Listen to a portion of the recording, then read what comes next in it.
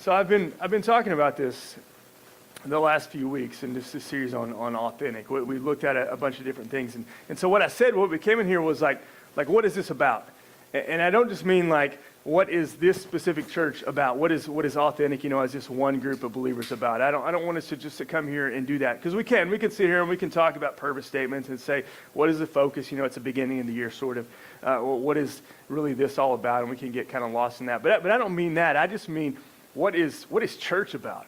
And that's what this series is kind of about. I want us to think about what is it we do when we come here to meet? Really, the church all around the world, the Christian church, the true church. What is this all about? And we've looked at a bunch of different things. And like I said, it's not just purpose statements, but we've looked at even in the early church, what did they do? What was it in Acts as we read about this history book of the early church getting kicked off, just starting and going through all this persecution and everything. Jesus went to the cross, told them that, rose again, and then they're given the Holy Spirit, and it's like the church just really kind of takes off. And so what were they really all about? And we talked about them being zeroed in on the mission, like they're like, you can't help but just go through and read Acts and just see them. Some of these people were just, they're just so completely devoted to God and how they live for Him. Their lives were taken from them. They went and just with this boldness, this courage that they didn't have before, and now all of a sudden they're willing to give their lives for Jesus, because they said they saw Him, like He rose from the grave, and we see this change in how they were. They were zeroed in on the mission, and it was just about Jesus. We've said that so many times here at the church. It has to be just about Him. It's not we come here and we talk about Jesus, and let's add a little something to it. It's not, okay, here's Jesus. He's so important to this. He's essential, but here's your other list of things that you have to do. It's not about our list of all these things to make us saved. It's not about that. It's faith in Him. So we talked about a little bit on that, and then we looked even about what is the main thing that kind of holds it all together, kind of like the glue in everything that just holds it all together. Or even a way I would picture it is like when you pour liquid in something and it goes and it finds all the cracks and crevices and just finds its way in there. I look at that as like in the church is love. Not just simple love, not just like how we just throw around the word love, and we really just kind of mean I like you a lot more than maybe some of these other people, we just throw that around.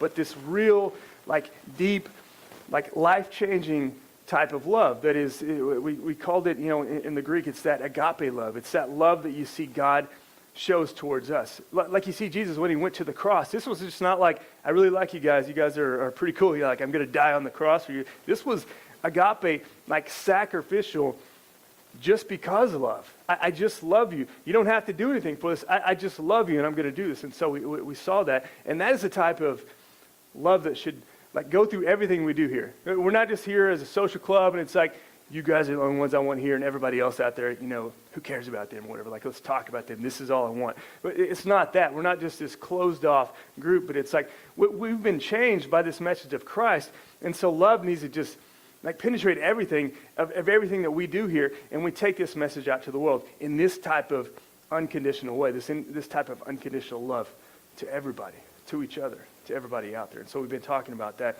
And so today I want to talk about is what's our eternal focus?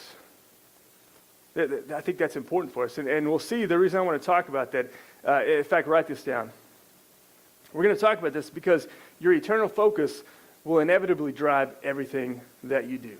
Your eternal focus, where you're thinking about eternity, what drives you, it's going to drive everything that you do. Where our eternal focus is, it's going to affect everything you do. It's going to affect the decisions you make. It's going to affect your day-to-day activity. It's going to affect relationships. It's going to affect jobs. It's going to affect decisions, how you raise your family. It's just all this. It's going to affect everything there. Our eternal focus. That's so important for us to really see on that. And I believe if we understand this, if we kind of get down and just examine this, it's extremely important for us to really kind of understand this. So I believe this. I believe this is no shocker, I guess, me being a pastor. I believe in Jesus. I believe He came here into this world, and I think He told us about there is an eternity. Like this isn't all there is.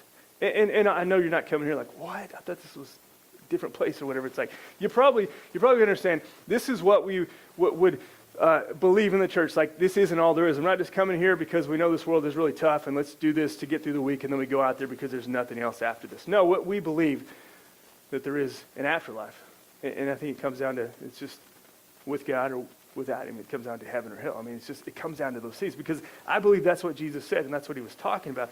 And so if you don't have this eternal focus, if you have a different thing and you don't believe in God, don't believe in the Bible, your life will be different in this way. Now, I'm not saying that people who don't believe in God cannot be moral. I'm not saying that anyway. I'm not saying people who are atheists. I know people who are atheists who are nice people. They're great people. They're moral. Sometimes they do more good stuff than Christians. I mean, that's just honesty. It's not as if like you come over to the side of being a Christian and it's like all of a sudden you're like, I didn't have a good switch inside of me, and when I stepped over here, like the good switch came on and I could do it. Nobody over there can do it. You know, you can do good stuff, but I'm saying our focus in everything that we do and why we do everything is going to be different with the focus on God and living for him. It's going to change. I think it's going to affect everything. And so when Jesus said things like this in John 14, 1 through 3, we get a different thing here. He said this to his disciples. He said, "Do not let your hearts be troubled. You believe in God, believe also in me. My Father's house has many rooms. If that were not so, would I have told you that I'm going there to prepare a place for you? And if I go and prepare a place for you, I'll come back and take you to be with me, that you may also be where I am." And here's a question I would put like right after that up here on the screen is, do you believe the words of Jesus? So like I was saying, when we see these things and we see Jesus coming to his disciples and saying things like this seems kind of crazy. And this guy, he's their teacher.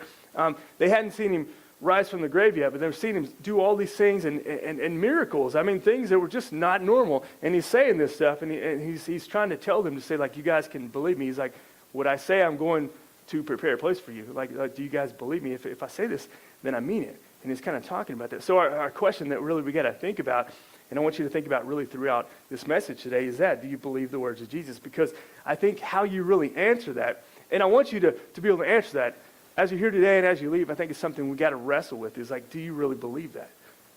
And I think there's probably going to be all kinds of answers to that. Christians and non-Christians, maybe Christians who've been in church for a long time, maybe we wrestle with that and we look at it and we find that, I don't know if I truly completely believe this, because I think our lives will show that. That's something I wrestle with all the time, because it's like if I read these words and I see what he's telling me here, man, isn't my life going to show this, living for him? Do we believe the words of Jesus? So we can get into all kinds of intellectual debates. We can go and look at the Bible and just see kind of the context and all these discussions and all these things and get really deep into this. People who don't believe in God can do that. They can read some of these words and we can get into some of these debates, which I like doing those sometimes, and I think it's important in some ways in some conversations. But we can do all that, but I think it comes down to the simple question, at least here in the beginning, is like, do we actually truly believe the words of Jesus? Are we reading this, or do we just think there's some good things in there? Do we really believe him? Like when he told his guys that, I'm going there to prepare this place for you. Do you believe that? Because I'm not going to be with you guys all the time. And that was his thing. He was setting them up for these 3 years. Like, I'm not going to be with you guys forever. Do you believe this? And he was preparing them for this ministry later on. That's the same question I believe we've got to answer and wrestle with. Do we believe in him? Do we believe? Because I've said this many times. It matters how we live now. It matters what we do here. It matters what we do in this church. This is not just a group like we just come together because we're supposed to. It's like it matters everything that we do. It matters how we live, the thoughts that we have. Think about this with this next verse, because this is what happens to you when you turn to Jesus. This is John 5:24. I just want us to think about this verse and think about what he's saying happens to us. Very truly, I tell you, whoever hears my word and believes him who sent me has eternal life, and he will not be judged, but has crossed over from death to life. I just want you to understand this. Let me explain this in depth. What he's trying to say there is, before Jesus, we were dead, but after we come to know him in faith, we're alive. That's my in depth right there. I'm waiting for the clap. This guy's amazing. He's so funny. Like that never happens here or whatever. But no, you don't have to go into depth. It's really simple there. That's what he's trying to say to us. And I think we complicate this so often. It's like, this is what he's saying to us. Now, it's not as if before I came to know Jesus, like I just laid in the coffin and I was like, I'm not alive. You get what I'm saying? He's not saying we were like physically dead right there, but it's like spiritually dead. We did not have life waiting for us after this life, in eternal life with God. Before Christ, we were dead. We were spiritually dead. We did not have him. And when we come to know him, that's what he's saying. He's saying we don't need to complicate this. It's before him, we were dead. After him, we've been given spiritual life. We are changed. Something huge happens when you come to know Christ in faith. He completely changes our life. It's so big. It should be something that should be noticeable to us, okay? I mean, I've said before, it's not this physical thing. It's not like you change. Sometimes we do that in the church. Sometimes I don't think we understand this, and I've seen it happen in churches where we almost want to go to somebody and change them, like their appearance, and say, like, you have to look different in some way. And that's a superficial thing. I don't think that he's talking about it. It's just this spiritual thing happens inside of us. There's a change. Well, one of my favorite examples is in the New Testament. Is probably the most well-known guy in the New Testament. He was used by God to write half the New Testament. It's Paul. Paul was, if you don't know about him, he was out trying to have Christians thrown in prison. He wanted them killed. He was completely against them. His whole life was about, I'm going to go get these guys. This was a smart guy. This was a guy who knew the law. He was against Christians. He was trying to throw them in jail. In fact, when he met, this is what happened. He met the risen Jesus. I believe he was there with him. He came. When he met him, he was on his way to go and find Christians and get them thrown in prison. And he wanted to eradicate Christianity. That's where he was. He was against him. He wasn't just like, I'm indifferent to them. They're a different political party. He was like, I hate them and I want to tear them away. I want to get rid of them. And that's what he was doing. But yet, something happened. He said he met Jesus and it changed his life. I believe him. I believe what he's saying there because I look at his life and just this enormous, radical change that happened. He was going one way. Like I said, he wasn't just like, you know what, I'm having all these Christians thrown in jail. I want them killed and all this stuff. I don't really like this anymore. I don't like the direction of my life. I'm just having to think about this. I want to do something else. I want to find myself up here. He didn't just change in some way in that way. He completely changed. Now he's not just away from them, indifferent. Now he's with them. The ones he was trying to throw in jail, he's on their side. And he said he met Jesus. I believe that. I see his life that completely showed that. It was dramatically changed in this instant because he met him, changed. And he was like, you know what? I was wrong on all this. This is true. He really came here. He really did this. He really defeated death. He really defeated sin. I met him. And now he's completely changed. You see that in his life. Just a sports illustration. I was thinking about this because the Super Bowl, which is horrible, by the way. I don't care about any of the teams. It's not about this. But, you think about a quarterback. We won't talk about Tom Brady, the 75-year-old quarterback who's still winning Super Bowls. You think about a quarterback when he's going back and he throws the pass, and you look at it, and it's this tight spiral. You see it. I thought about this. I was thinking about it the other day. You see this tight spiral kind of leave from his arm, and it's going out there, and sometimes the camera angle changes, and you're seeing the receiver out there going for the catch, and he's out there like he was going to get it, and then he's turning back or something. And you look at the ball, and it's about to, come back there to him or the defender or whatever, but it's not a tight spiral anymore. It's almost like end over end, or it's kind of wobbly. But I knew when I saw it leave the quarterback's arm it was a tight spiral, and it's the ball didn't just decide in midair, you know what, I don't like this quarterback who threw me, I'm going to change or whatever. It wasn't that. What always happens, what is one of the linemen got there and probably tipped it. It hit somebody, it hit something, hit some arm, and it changed directions. And I just thought about that. And it's kind of the same way I think about here with Paul and how his life was. It wasn't just, he just decided to change. Something huge happened. Something changed his direction. And it was Jesus. He met him. He saw him. He heard his words, and it completely changed his life. And his direction, the way he was going was completely changed, and it was affected in such a huge way. Now he's with Christians. Now he's out there trying to reach people. And he was stoned. He was eventually killed, went through all this stuff. And again, you go back and you read that, and you think, this guy didn't have to do this. This wasn't just something that was beneficial to him in society. It wasn't something like, I'm going to do this, and this will help me get some, he's a politician or something I want to go and and change sides here, and these people will help me get elected. No, none of that helped. His standing in society was changed for the worse. He was known, he had a good standing, and it completely changed. Why? Because he met Jesus, and it changed his life. And I think about that with us, and it's shouldn't it be that way? Shouldn't it be known when people see that with us? Because I don't think it's always that way. I don't think people always see that. That's something I examine in my life too. I'm like, do people know this? I'm not trying to do this just, my church is going to talk. They need to know that other people are talking about me. I'm not doing that to like just impress people or whatever, but it's like, I think that's a way to examine. It's like, do people actually know that I follow Christ? If we went around, I'm not going around like examining your life, like checking on you, like talking to your bosses and family members, like, hey, this guy tells me he's a Christian, and they really living it, in their life. I'm not doing that, but it's like, if we actually went out and talked to people around us that see us outside of Sunday, do people know that? Again, this isn't just like we need to have, just a better following out there. We need people to know that we just need to put on a show for people. I'm not saying that, but I'm just saying like our lives should show that if we really believe this stuff. I think that. I saw that with Paul there. Too many, I feel like what our purpose is we come in and it's like, I feel kind of bad. Like I think I need to come to know Christ and we'll just like say, okay, you need to repeat these words and like, okay, repeat that prayer. And we'll say some words and it's like, I feel a little bit better now.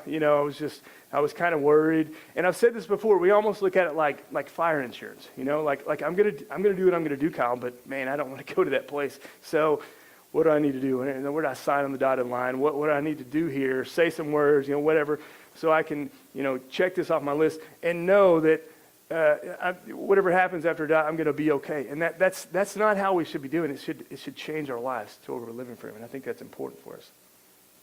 So what's our eternal focus? Colossians 3. Let me turn there with you. I'm jumping all over the place today. But Colossians 3, 1 through 4. This points us out, I think, kind of some practical steps here. Colossians 3, 1 through 4.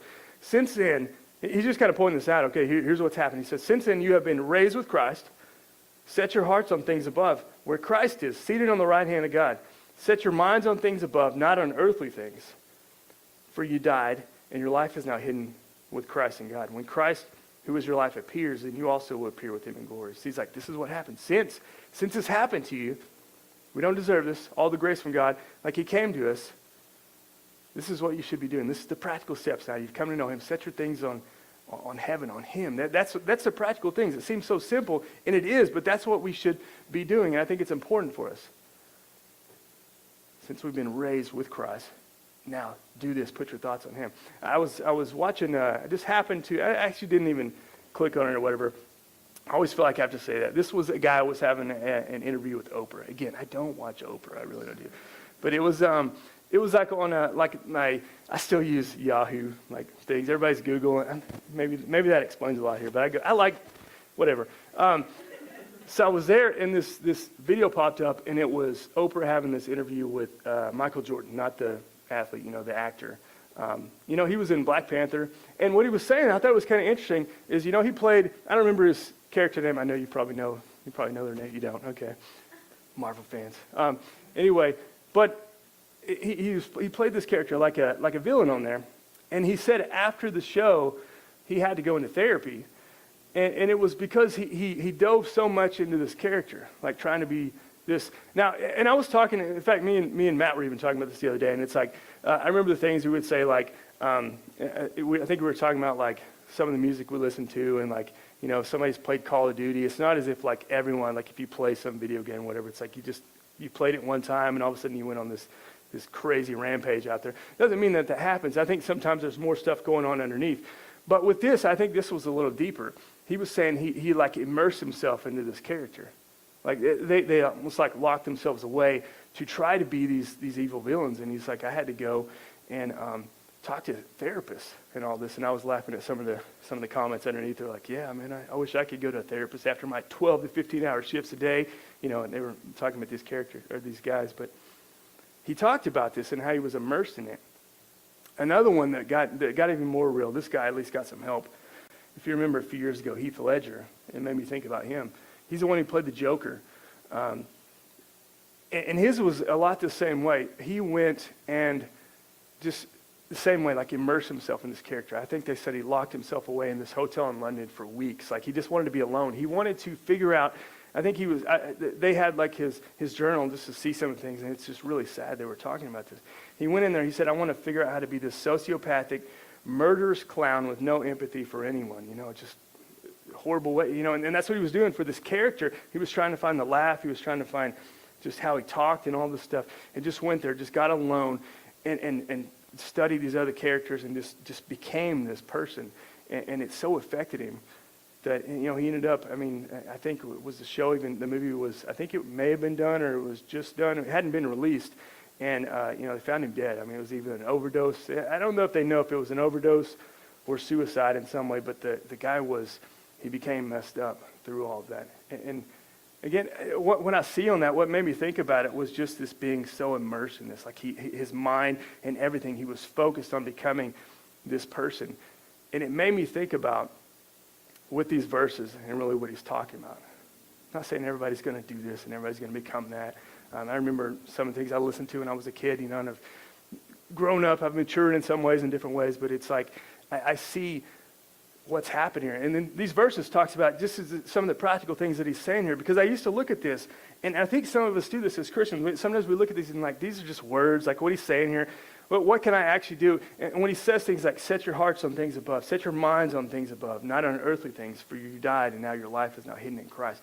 These practical things, like, I just want to encourage you, like, this is important stuff for us to do. Like what can we do as we leave out here? I think we all want to do things like next week after church, we're going to go to the park again. Well, we want to do things like that. We need to take some active steps and go and, like, meet people. I do that all the time. There's times when I'm sitting around reading God's word, and I'm like, I just want to go talk to people. I want to, like, physically be sitting there talking to somebody. We want to do things like that, and I think that's extremely important.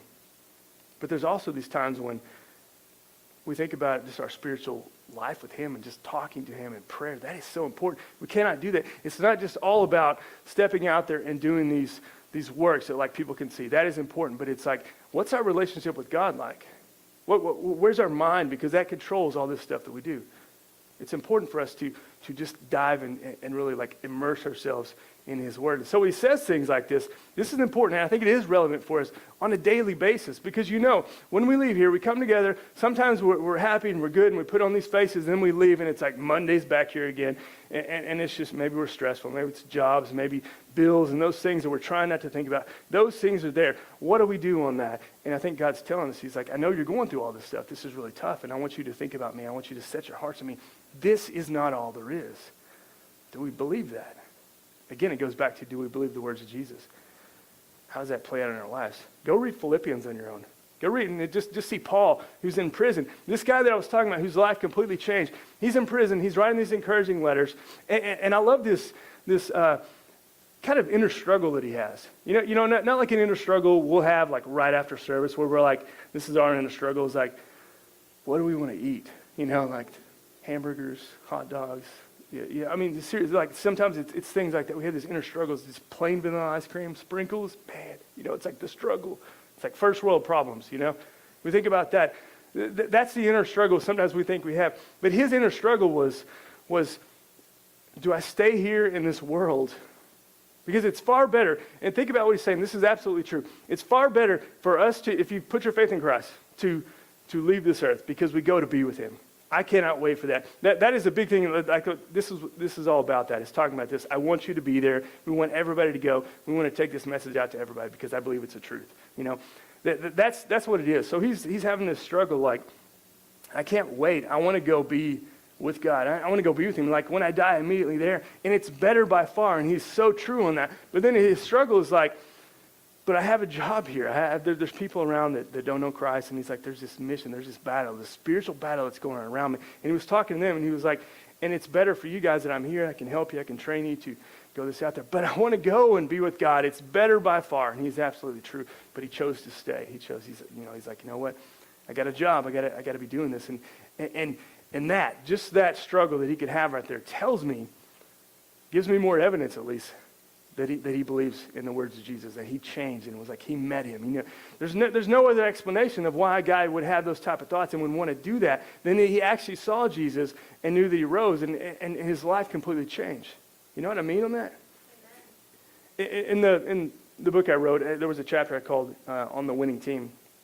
And really what I just thought about it, what I was thinking, what my mind was just like, God has won. That's kind of the point of it. It's like, I think we need to see that. I think Christians, we need to understand the whole world. Like, I want you to get that, like, God has won. It's not a really good chance, it's not like really good betting odds, 99.9%, like all down there, like Lysol or whatever, like it's just that one. Is it ever hit, like just all those nines, I don't know. It's not that, it is 100%. It's like he has won. We know that without a shadow of doubt, which I think that should change how we live now. That should change our conversations. It should change how we live. It should change everything that we do. If we know that, it's like, so this world is temporary. Stuff's going to happen to us. I'm telling you, because Jesus said that, stuff is going to happen to us, but this isn't all there is. He has won. Heaven is waiting for us. And like Paul was saying, I can't wait to be there. It's going to be so much better, but there's a purpose right now. That's what I see. It's so we don't deserve this, and we think about this unthinkable grace, and I'll put this point up here. What happens when we get showered by this kind of grace is that you become overwhelmed. You just become overwhelmed with God's grace. You know, when you think about what all he's done for us. It just changes. So we become so overwhelmed. And I think that's what was driving this early church. I think it's what needs to drive us as individuals, as a church, as Christianity, just being changed and overwhelmed by his grace. It's like, you know what, I don't deserve this. We all sit here and we walk around and we wonder, like, what is life all about? It seems to be the question we always have in the world. It's like, what is it all about? And it's like, it's life with God. He wants us to be with him. And when we understand that, and it's not about our works and climbing this ladder, but it's about just faith in him. He's done it all. And he's like, I went to the cross. Jesus is saying, you just have to come to me. You just have to turn to me in faith. It should overwhelm us with grace. Man, I do not deserve this, and he did this for me. And it should change how we live. This isn't all there is. Let's go reach as many people as we can. Let's go tell people. You don't have to do it. Just take his word and share it with them and say, this is what's happened to me. That's what I see was driving the early church. So now when I go back and I read Paul's words, because it's that question that as I'm coming to the end here, do you believe this? And now as I read Paul's words here, up here, I'll put it on the screen, 2 Corinthians. This will be my last verses. 2 Corinthians 4, 17 through 18. Just think about his life being changed. He was taken, he was beaten, he was stoned, left for dead. People thought he was dead. He was bitten by a snake one time, didn't die, just like he's like a mountain guy, just like shook it off, and just kept going, just did things like that. I would have been like, like mosquito bite. All these things. He went through all this stuff. And this is his words. He said, for our light and momentary troubles, I read about his life, are achieving for us an eternal glory that far outweighs them all. So he got it. I can't help but think that, like, he knew that. He saw the risen Jesus, and he was like, this isn't all there is. And he goes on and he says, so because of that, because of this is what's happened, this is the truth. Like, Christ actually did this. He did what he said. He rose from the grave. We trust in him. We have life. We have heaven waiting for us for all eternity. He says, this is what I'm going to do right now while I'm on this earth. So we fix our eyes not on what is seen, all this stuff around us. Like I said, like Monday, we just fix our eyes. I'm not just saying just like go and, shut off from the world and I can just wait for this to happen. We got to do stuff, but it's like we don't fix our eyes like thinking this is all there is. That's what he's trying to get us to see is like this isn't all there is. There's more to this. I want you guys to understand that. So we don't fix our eyes on what's seen, but what's unseen. Life with God later on, heaven. It's like that's happening. Since what is temporary, what we see now, but what is unseen is eternal. What is seen is temporary, but what is unseen is eternal. And that's the thing. I think we wrestle with that. I really do. I think I've been in church long enough that I think we, as Christians, are just people. We come into church, and we say some of these things, but I'm just not fully convinced that we really believe this sometimes. It's like we hear these words, and it sounds really good, but does it really change our lives? Do we believe the words of Jesus? As we see with Paul, his life was changed. It was radically changed for the better, living for God. But that's just my question I would leave for everybody here. As we leave out here, we're done. Now you can go make your decisions, where you're going to eat, what you're going to do, what's going to happen the rest of the day. If you're going to come back here next week, all those things, all these decisions we got to make. But what he's saying there is do you believe in Jesus?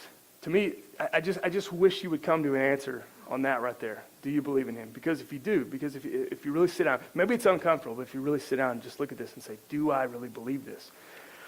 Then get into his word and see what he's saying. Sometimes there's uncomfortable things. Sometimes it's like there's things you need to change because I love you, because I want you to do what's right. That's what he's saying. I have something better for you. I don't want you to be addicted to these things. I don't want you to be pulled away from me. Do you believe in me? And when you and I, when we come to an answer of that question right there, it should. And I think it will. If you really come to that answer, it'll change what you do, every decision you make, how you live, what you need to be doing. Are you going to turn to God in prayer first, or are you going to try to do something or turn to somebody else? It affects all of that stuff. Do you believe the words of Jesus? I think the church needs to come to grips with that. And then when we understand it, let's go do this. Let's live for him, and let's tell the world about him. This is not all there is. And we got to understand that will affect how we live. You guys, let's pray.